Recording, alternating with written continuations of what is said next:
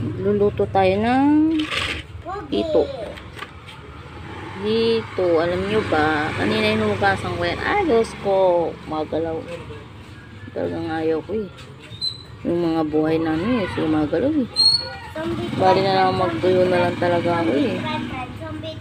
Oo, kanina. Ay. Pero yung ano nito, yung nagpatay.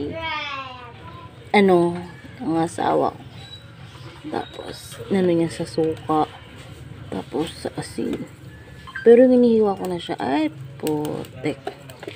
Ginahiwa ko ni buntot. Tapos, ano, nasa kalagitnaan ako. Bigla ba namang gumalaw? My goodness. Ay, pero itong dalawa, okay naman siya. Hindi naman siya gumalaw. Hindi naman siya gumalaw. Lagyan ko to ng stick sa gitna. Ayun, ang tiit ng stick. Wala, yun lang inabot ng stick.